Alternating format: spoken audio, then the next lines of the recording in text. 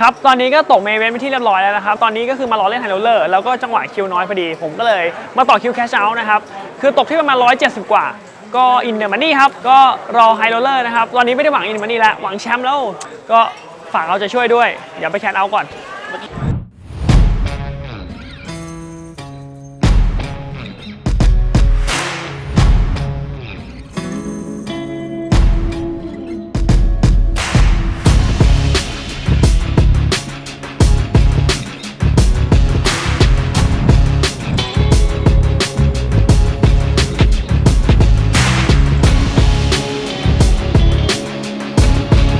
และแฮนด์นี้ครับก็เป็นแฮนด์อีกหนึ่งแฮนด์ที่น่าสนใจเหมือนกันผม Open Race นะครับคือไซส์ที่ผม Open Race อะใหญ่กว่าปกตินิดหนึ่ง Hey my friend โอเคแล้วก็บิ๊กปลายคอนะครับแล้วฟลอปเปิดมาเป็นคือตอนนี้ดีกันมาก9 2คิงนะครับตอนนั้นผมถือควีน10ผมมีกัตช็อตนะครับแล้วก็คือเราต้องซีเบสอยู่แล้วเพราะคิงเป็นเรนเรานะครับค่อนข้างเข้าเรนเรามากกว่าผมก็ต้องซีเบสทีนึงอยู่แล้วนะครับและผมก็ซีเบสไปนะครับราคาประมาณ 33% โอเคพอเขาคอนะครับเทิร์นออกมาเป็นควีนคือตรงเนี้ยเรามีโชว์ดาวแหละแล้วก็วีเวอร์แล้วเราก็มีกัตช็อตด้วยนะครับจริงเราอยากดูวีเวอร์มากตรงนี้เราเลยต้องเช็คดีกว่าเพราะว่าถ้าเราเบสแล้วเขาเรสเราทำอะไรต่อยากก็เช็คนะครับวีเวอร์เป็น8เราบล็อกนะครับเราบล็อก10แจ็คที่ติดสเตทเรามี10ตัวหนึ่งผมเลือกที่จะแวร์ยูเขานะครับด้วยควีนเพราะว่าถ้าสมมุติเขามี8เขามี9หรือว่าเขามีแบบอะไรก็ต้องคอทีนึงแบบมีตัวแบบว่าเขาเรียกว่านะครับมีควีนคิกเกอร์ต่ำมีอะไรอย่างเงี้ยเขาต้องคอเราทีหนึ่งอยู่ละผมเบ็ดเล็กแต่ถ้าโดนเรสจุดเนี่ยผมหมอบนะครับโอเคตรงนี้เราก็มีการคุยกันเขาก็บอกผมว่าผมมีควีนใช่ครับแล้วผมก็มีควีนจริงๆเลยเปิดควีนให้เขาดูครับว้าว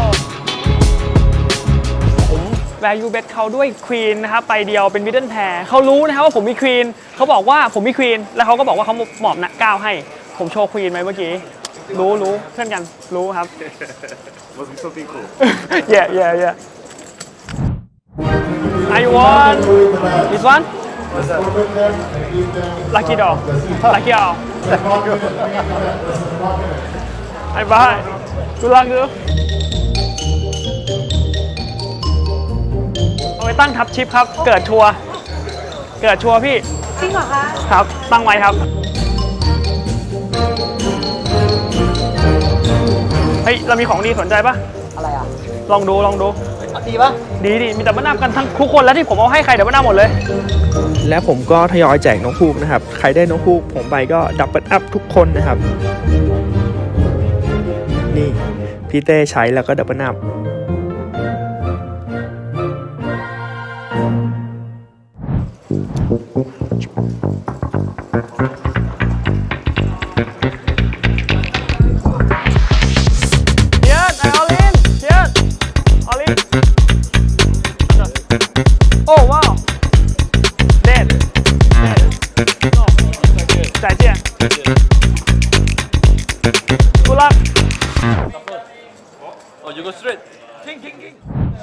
ตอนนี้เราก็เดินทางเข้ามาถึงรายการสุดท้ายของ APT แล้วนะครับรายการใหญ่รายการสุดท้ายเป็น APT High Roller นะครับได้ถ้วยสิงโตโรสโกนะครับพร้อมลุยไปลงดีกว่า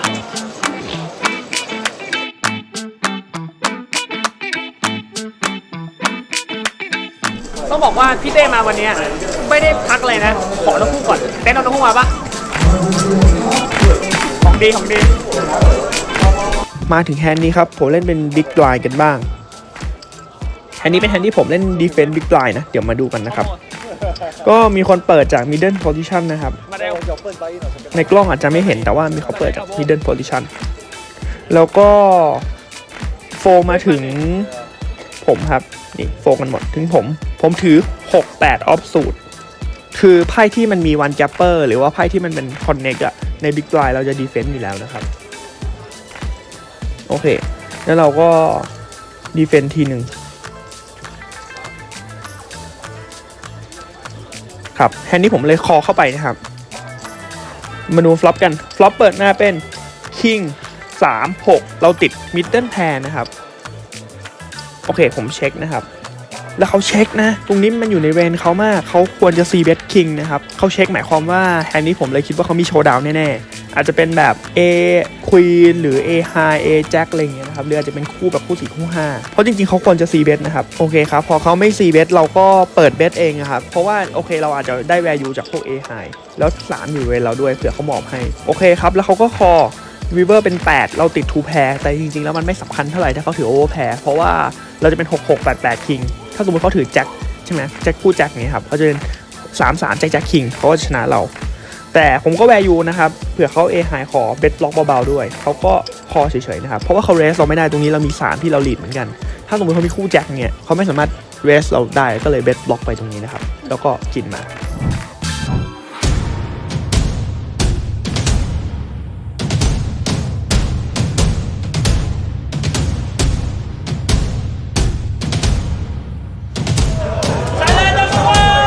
คือแชมป์แล้วแชมป์แล้วครับ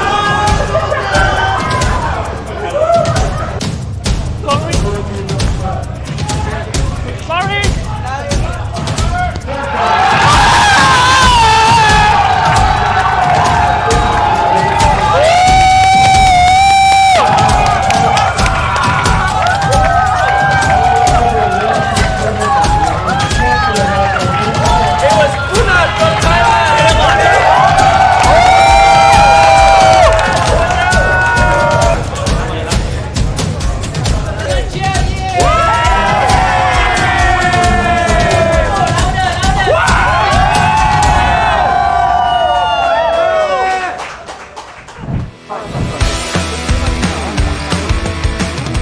เรามาถึงแฮนด์ Big Blind Small Blind กันบ้างนะครับแฮนด์นี้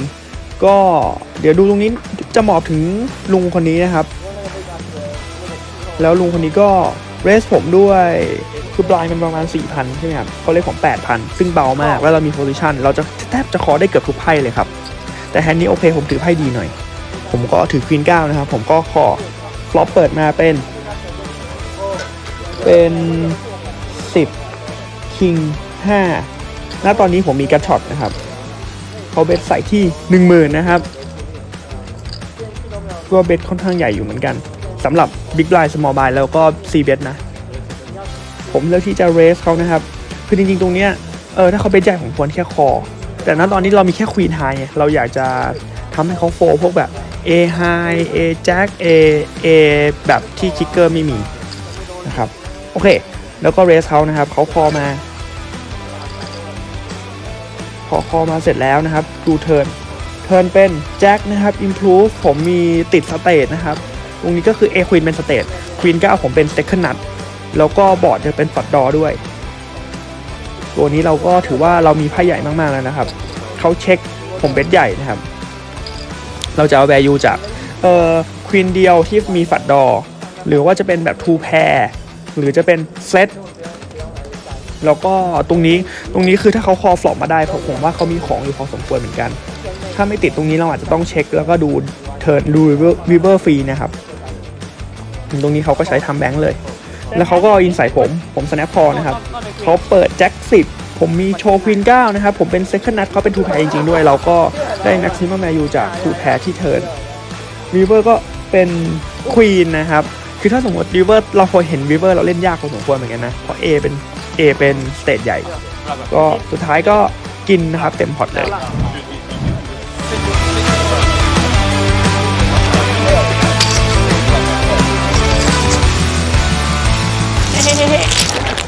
ก็หวังว่าถ้วยสิงโตสีโรสโตจะเป็นของเราหวังว่าอย่างนั้น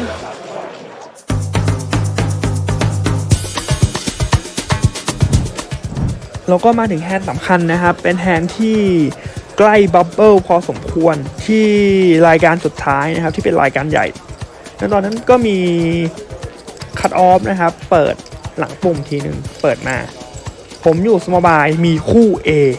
จำได้เลยแฮนด์นี้แต่แฮนด์นี้เนี่ยเดี๋ยวเราจะทำวิเคราะห์กันในจับไก่ลูกไต่นะครับผมทรีเบสตอนนี้เดี๋ยวผมเล่าให้ฟังคร่าวๆเราทรีเบสคู่ A อยู่แล้วนะครับแล้วเขาคอมาดูฟลอปกัน ล็อปเปิดมาเป็น3-7แจ็คโคดำซึ่งต้องบอกว่าผมมี A โคดำนะผมคุมตัวนัดอยู่หมายความว่าเขาไม่มีทางมีนัดเรามีนัดหมายถึงว่าเป็นตัวที่ใหญ่ที่สุดในบอร์ดนี้นะครับผมเบสเบาเขาคอเทิร์น4นะก็เบสเรื่อยๆนะครับเราอยากได้ value จากทุกไพ่เลยแบบ A Jack off suit แบบ pocket something หรืออะไรก็แล้วแต่เราไม่ค่อยกลัวฟลัดด้วยเพราะเรามี A แบบ A โพดัมด้วยวีเวอร์ตกมาเป็น6ดอกจิกนะครับก็เกือบ all in นะครับเขา all in กลับมาเรา snap call ผมโชว์ pocket A เขาโชว์ pocket 6นะครับผมโดนวีเวอร์อีกแล้วก็หมดแฮนด์นี้โดนวีเวอร์ด้วยคู่ตกด้วยคู่ A ครับเราก็อยู่ในวันสุดท้ายของ ABT นะครับแล้วก็ ABT ครั้งนี้เราก็ไม่ได้ถือถ้วยนะครับจริงๆวันนี้นะครับที่ผมเข้ามาเล่นใช่ไหมผมค่อนข้างได้ไพ่ไม่ดีนะเต่ามากแล้วก็ตอนนี้ยังมีพี่เต้เหลืออยู่ก็หวังพี่เต้จะถือถ้วยโลสโกก็ต่อไปรอเชียร์ครับ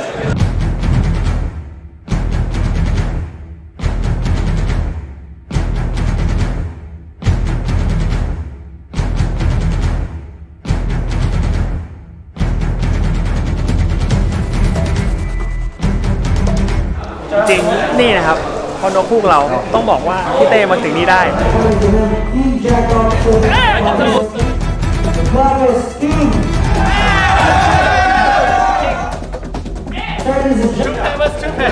No kick, no tag.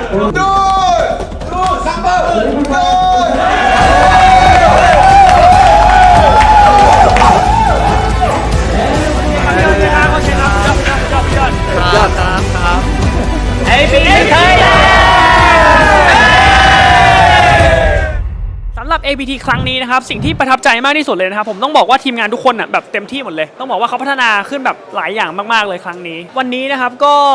ตกรัวๆนะครับไม่ได้อินเดอร์มันนี่อะไรเลยเราก็ต้องไปหวังทัวร์หน้าครับสู้กันต่อไปต้องพยายามสู้กันต่อไปไว้เจอกันใหม่ทัวร์หน้าครับก็มาถึงแฮนด์นี้นะครับจริงๆแฮนด์นี้เป็นแฮนด์ที่ผมเลือกมาเป็น small blind big blind นะครับจริงๆแฮนด์นี้เป็นแฮนด์ที่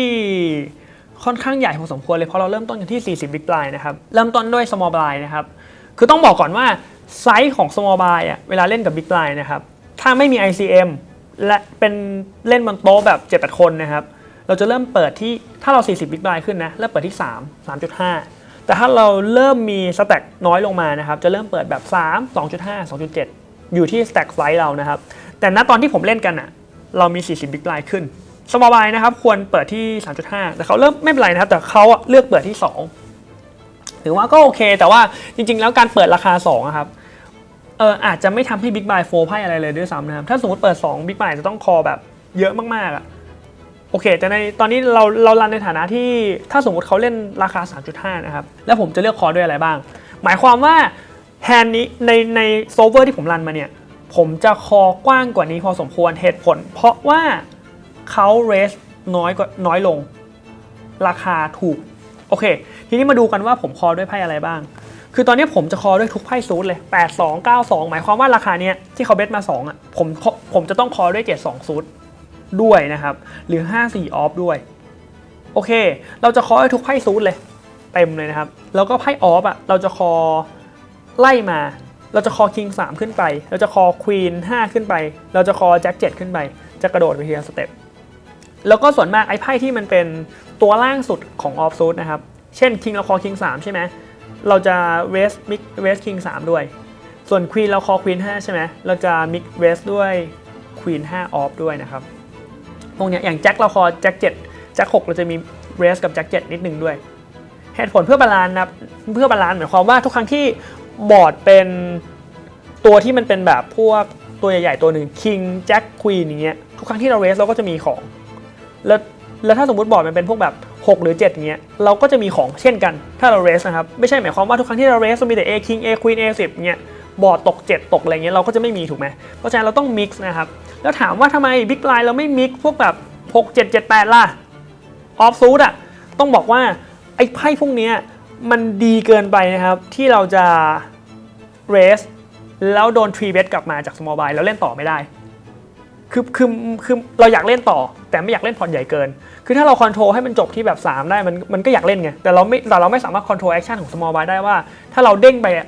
9แล้วเขาอาจจะแบบมา18 20 แล้วเราจะเล่นต่อยังไงถูกไหมครับเพราะฉะนั้นในไพ่พวกนี้เราควรที่จะแค่คอนะเรามีโพซิชันด้วยนะครับแค่คอแล้วก็เรามาดูไพ่ที่เราอินกันบ้างดีกว่าจุดนี้นะครับเราจะมี all in ด้วย55คู่5 all in เลยแล้วก็จะมี A2 นะครับซึ่งเป็น bluff A2 off นะ all in เลยมี blocker A ตัวหนึ่งแล้วเราก็จะมี A queen ที่เป็น value นะครับที่ all in เลยเช่นกันอยู่ในตำแหน่ง small buy ที่มีคนเปิดที่ small buy เปิดมา mid buy จะมี all in ประมาณนิดเดียวนะ 1% แต่ส่วนมากไม่ค่อยมีใครเล่น all in นะคู่ A ก็เหมือนเดิมนะครับ raise 3 bet กลับไปอะไรเงี้ยโอเคทีนี้จากย้อนกลับมาที่ action ผมแค่คอนะผมคอด้วย queen 9 flop เปิดมาเป็น king หัวใจ10หัวใจแล้วก็5 diamond นะครับพอเปิดมาเสร็จปุ๊บ small buy เขาเลือกที่จะ c bet นะต้องบอกว่าจุดนี้ค่อนข้างลึกมากๆเลยมาดูไพ่กันว่าเขาจะ c bet ด้วยอะไรบ้างก่อนอื่นมาดูราคานะครับเขาจะ c bet ด้วยราคาจะมีทั้งหมด4ราคาหลักๆที่เขาจะ c bet ตรงกลางเรามี8ถูกไหมครับถ้าสมมติเขาเล่น 3.5 นะเขาจะ c bet ด้วย1 bb จะเป็นส่วนใหญ่ราคาต่อมาคือ2 bb แล้วตรงกลางๆจะไม่ค่อยมีจะไม่มี4 5 6อะไรอย่างนี้ครับแล้วก็จะข้ามไปพอร์ตเลยคือ8 bb แล้วก็จะมี12 bb ด้วยจะใช้4ราคานี้เป็นหลักเดี๋ยวเรามาดูกันนะครับว่าในกรณีที่ถ้าเราเลือกที่จะเบทอะเราจะเบทด้วยไพ่อะไรบ้างโอเคเรามาเริ่มต้นที่1 bb ก่อนเลย1 bb คือ small buy ต้อง mix ครับ mix แบบ mix จริงๆถ้าดูจาก GTO จะเห็นเลยว่าทุกไพ่ที่เข้ามาได้ในนี้มีเบท1 bb หมดเลยเหตุผลคือใช้เหตุผลเดียวกับก่อนหน้านี้นะครับคือถ้าสมมติคู่ต่อสู้มีแบบ7-8 บอร์ดนี้เล่นต่อไงหรือคู่ต่อสู้มีแบบ6-3 ซูทเล่นต่อยังไงถูกไหมครับที่คนละซูทเพราะฉะนั้นการเบท1 bb เนี่ยก็ยังถือว่าเป็นการเบทที่มีคุ้มมากๆอ่ะต้องบอกว่าเรียกเป็นการเบทที่คุ้มที่สุดละเหตุผลคือว่าถ้าเขาไม่มีอะไรก็ขอต่อไม่ได้ทีนี้เรามาดูกันว่าเบท2 bb ด้วยอะไรบ้างมิกซ์ครับมิกซ์กับการเบท1 bb เบท2 bb บ้างบางครั้งนะครับเพราะหมายความว่าบางครั้งที่เรามี value อ่ะเราก็อยากได้เพิ่มถูกไหมเราไม่อยากได้แค่1 bb small big buy ด้วยเราอยาก build pot ด้วยพอสมควรเพราะฉะนั้นการที่แล้วเราไม่มี position บางทีเราต้อง protect ตัวเองนิดนึงอ่ะเราก็ต้องมี bet 2 mix เข้าไปด้วยนะครับตรงนี้ก็คือเป็นคอนเซ็ปต์ปกติแต่เรามาดูลึกกว่านี้หน่อยดีกว่าว่า bet 8 bb ด้วยอะไรบ้าง8 bb นี่คือ pot นะครับเราส่วนมากเราจะ pot ที่เราจะชอบ pot ที่ตรงนี้ด้วยฝัดดอทุกฝัดดอนี่น่าจะพอร์ตพอสมควรเหมือนกันก็คือมีมิกซ์นะครับก็คือไม่ได้พอร์ตเยอะขนาดนั้นแต่ว่ามีมิกซ์ฝัดดอไปพอร์ตด้วยแล้วก็จะมีพอร์ตด้วยพวกแบบแบ็กดอสเตทหรือว่าตอนนี้ยังซื้อสเตทไม่ได้แต่ว่าไปลุ้นซื้อสเตทตอนเทิร์นก็จะมีพอร์ตด้วยเช่น A4 A3 ก็จะมิกซ์เข้าไปนะครับอย่างไพ่ที่จะมีพอร์ตด้วยก็จะมีคู่ A จุดนี้ก็คือคู่ A เราก็อยากได้เต็มเหมือนกันแล้วเราไม่ได้บล็อกคิงหมายความว่าเราเปิดโอกาสให้เขามีคิงแบบคิง6คิง7คิง8อย่างเงี้ยต้องคอตามเรามาจากที่เราเบสพอร์ตด้วยนะเนี่ยเอคิงก็พอร์ตเพราะว่าถ้าเขามีแบบคิงอะไรไม่รู้หรือว่าไพ่แบบดีพอคอต่อเราได้ใบอยู่เต็มไงเราได้เต็มเลยตรงนี้นะครับก็จุดนี้การที่เราจะเบสพอร์ตอะใน100 ครั้งเราจะเบสแค่5 ครั้งหรือ 5% นั่นเองโอเครวม total แล้วนะครับการเบทจะมีประมาณ 65% แล้วก็จะมีเช็คถามว่าเราจะเช็คด้วยไพ่อะไรบ้างมาดูกันแล้วก็บาลานซ์เหมือนกันครับการเช็คจุดนี้คือทุกครั้งที่เราเบทอ่ะหมายความว่าเรามีใช่ไหมถ้าสมมติเราไม่เอาไพ่ที่มีไปเช็คด้วยอ่ะหมายความว่าทุกครั้งที่คุณเช็คอ่ะคุณไม่มีอะไรเลยเพราะฉะนั้นจุดนี้คุณก็ต้องมิกซ์เข้าไปอีกเหตุผลคือมันเล่น2 คนนะเราต้องพยายามมิกซ์ให้มากกว่าเดิมเราก็ต้องมิกซ์พวกไพ่ที่เรามีเหมือนกันเช่นคิงนี่คู่คิงที่ไม่มีหัวใจเราจะเรียกเป็นเช็คคอนโทรลพอร์ตพวกนี้นะครับคิง10อะไรคิงที่จริงๆมันก็มิกซ์เกือบหมดเลยต้องบอกตามตรงว่ามันมิกซ์มากๆเลยก็คือเหมือนกับว่าไพ่1ไพ่1คอมโบสามารถเล่นได้แบบ3แบบเลยไม่ว่าจะเป็นเช็คเบท1เบท2หรือโอเวอร์เบทหรือว่าเบทพอร์ตนะครับโอเคเรามาดูที่แอคชั่นที่เขาเลือกเบท2ในประมาณ5นะครับโอเคกลับมาที่ตาผมที่อยู่ BB นะครับผมเลือกที่จะต้องบอกกันว่าผมถือควีน9ผมมีควีนหัวใจคือในจุดนั้นนะผมคิดว่าผมอยากเรสให้มันจบไปเลยณตอนนั้นเลยแล้วก็ผมมีแบ็กดอร์ฝัดถ้าเทิร์นเป็นหัวใจแล้วผมมีกัตช็อต ถ้าติดแล้วผมนัดเลย แล้วก็มีแบบควีนมีอะไรที่ยังพอติดได้อยู่นะครับจริงๆไพ่เนี้ยผมมาเข้าใจผิดคือจริงๆผมเรสเป็นออปชันที่ดีนะแต่ว่า GTO ไม่ชอบ GTO ชอบให้คอนะครับเพราะว่าเป็นเรสแฮนด์อื่นเพราะว่าแฮนด์นี้มันมีค่ามากพอที่จะถ้าโดนฟรีเวทอะเราเล่นต่อยากไงแต่จริงๆเราอยากไปต่อด้วยไพ่นี้ไงเราเห็นเทิร์นแล้วมันจะไปต่อได้ไงเพราะฉะนั้นเราอยากเห็นเทิร์นมากๆด้วยไพ่นี้นะครับเราก็เลยควรจะแค่คอนะแต่ผมเล่นผิดจริงๆผมจำสลับกันเราต้องคอด้วยควีนหัวใจแต่เราจะผสมเรสด้วย9หัวใจแต่ควีนเป็นตัวอื่นจริงๆจำผิดนะครับจริงๆแฮนด์นี้ก็มีในแอคชั่นนี้จะมีคอ 74% แล้วก็จะมีเรสบ้างบางครั้งนะครับมีโฟบ้างบางครั้งแต่จุดนี้ผมเลือกเรสนะครับเลือกเล่น aggressive กับคู่แข่งของผมนะครับเลือกเรสไปจุดนี้ผมเรสไปประมาณ5หรือประมาณ5จุดกว่า BB นะครับแล้วก็กลับมาที่สมอลบายนะครับเขาคิดสะพานแล้วเขาคอนะครับเทิร์นตกมาเป็นตัวที่นัดหมายนะครับผมย้อนกลับไปนิดนึงว่าเขาคอได้อะไรบ้างคือเขาอ่ะจะคอได้ทุกคิงนะติดท็อปแพร์คอหมดคอได้ทุก10ติดมิดเดิลแพร์คอหมดสมอลบิ๊กไบไงไม่เชื่อแล้วก็จะคอด้วยทุก5เช่นกันครับคือเอาง่ายๆนะสมอลบิ๊กไบติดถึงแพร์เบสฟอปไม่มีทางหมอบโดนเบสฟอปก็ไม่มีทางหมอบเช่นกันนะครับแล้วก็ส่วนมากจะคอด้วยพวกไพ่ที่มีฝัดดอจะคอแต่จะมีเลสเรากลับด้วยทูแพร์เลสเรากลับจะมีคิกมีวันแพร์คิกเกอร์ดีก็จะเลสเรากลับเช่นคิงควีนเป็นต้นนะครับคิงแจ็คอย่างเงี้ยเลสเรากลับแล้วก็จะมีพวกแบบ15ที่เป็นทูแพร์ก็จะเลสเรากลับเช่นกันแล้วก็คู่5ที่เป็นเซตก็เลสเรากลับเช่นกันแล้วก็ไพ่บลัฟก็จะมีพวกแบบ A3 ที่มีแบ็กดอฝัดA3 ที่เป็นฝัดดอก็จะเรสเรากลับเช่นกันนะครับฝัดดออย่าง A4 ก็เลสเรากลับแต่ฝัดดอตัวอื่นไม่เลสนะครับฝัดดอตัวอื่นอย่างเช่นแบบเป็นฝัดดอควีนหรือฝัดดอที่ไม่นัดก็ไม่ได้เรสโอเคจุดนี้ก็เป็นมิกซ์นะครับแต่ส่วนมากจะเขาเล่นคอนะแต่เขาก็คอนะครับแล้วก็เทิร์นอย่างที่บอกไว้เป็นตกตัวที่เรานัดหมายกันนะครับก็คือแจ็คผมติดสเตทคือตอนนี้ผมแพ้แค่ A Queen อย่างเดียวแล้วผมบล็อก Queen แปลว่าสเตทผมเป็น Second Nut Second Nut คือเป็นไพ่รองจากไพ่ที่ดีที่สุดคือถ้านัดอะหมายความว่าเป็นไพ่ที่ดีที่สุดในที่บอร์ดนี้ที่เป็นไปได้ Second Nut คือไพ่รองดีที่สุดเราติด Second Nut แล้ว A Queen เป็นนัด Queen 9เป็น Second Nut Small Buy เช็คตาเราแหละคือตาเนี้ยผมก็จะนั่งคิดแหละจะทำยังไงให้กินได้เยอะที่สุดดีเนาะก็เผื่อนะครับเผื่อเบ็ดใหญ่ๆไปก่อนเผื่อเขามีของแล้วก็จะจบด้วยออลอินนะก็ผมเลือกที่จะเบ็ดครับคือจริงๆ Queen 9 Sober ก็ชอบให้เบ็ดใหญ่นะแต่ว่าเบ็ดใหญ่มี2ราคามี 25% แล้วก็มีครึ่งพอร์ตอันนี้ไม่มี 70% นะมีแค่25กับครึ่งพอร์ตผมเลือกที่จะเบ็ดประมาณครึ่งพอร์ตนะครับแล้วเพิ่มอีกนิดนึงมา 60% ราคาที่ผมเลือกแล้วก็ผมจะเบ็ดครึ่งพอร์ตด้วยไพ่อะไรบ้างคือผมจะเบ็ดด้วยนัดคิงควีนคิงแจ็คพวกแบบคู่ A แจ็ค9ก็มีกัตช็อตนะครับครึ่งพอร์ตคือ value จะเป็นพวกแบบโซนใหญ่ๆควีนแจ็คอะไรอย่างเงี้ยครับโซนแบบแพร์ฝัดดอแพร์โอเพ่นเอ็นอะไรพวกเนี้ยมีฝัดดอ93ที่มีกัตช็อตอะไรเงี้ยคือไพ่ที่มันมีดรอแล้วก็แบบไปต่อได้ใหญ่เราจะเลือกเบ็ดครึ่งพอร์ตหรือเบ็ดใหญ่ไปเลยด้วยซ้ำบางครั้งเราจะเลือกเช็คด้วยไพ่ที่มีโชว์ดาวนะครับก็จะเป็นพวกคิงง่อยๆแจ็คง่อยๆ10ง่อยๆเช็คหมดคือมีแพร์มีโชว์ดาวเราอยากให้เปิดหงายโชว์ดาวมาแล้วเราชนะนะครับโอเคคือเหตุผลที่เราจะเบ็ดด้วยไพ่ที่ดอนะคืออยากให้เขาหมอบคือเขาเรียกว่าซีมีบลัฟแต่ถ้าเขาไม่หมอบแล้วเทิร์นเรามี equity ไงเรามีหลายเอามากแล้วมันติดเราเล่นใหญ่ได้เลยครับเห็นไหมไอ้ตัวนี้คือจุดที่เราต้องหาไพ่ที่เรามีเปอร์เซ็นต์มากพอหรือมีเอามากพอที่จะซีมีบลัฟได้นะครับโอเคแล้วก็ต้องมิกซ์ไงมิกซ์กับไพ่ที่ผมมีอย่างควีน9ที่เป็นนัดเป็นเซคันด์นัดก็ต้องเบสราคานี้เหมือนกันเพราะไม่นั้นทุกครั้งที่คุณเบสราคานี้คุณมีแต่ซีมีบลัฟถูกไหมเราก็ต้องผสมไปว่าเอ้ยเรามีนัดเราก็ต้องเบสราคานี้นะเราก็เลยผสมด้วยสเตทไปครับก็เบสราคานี้ผมเบสไป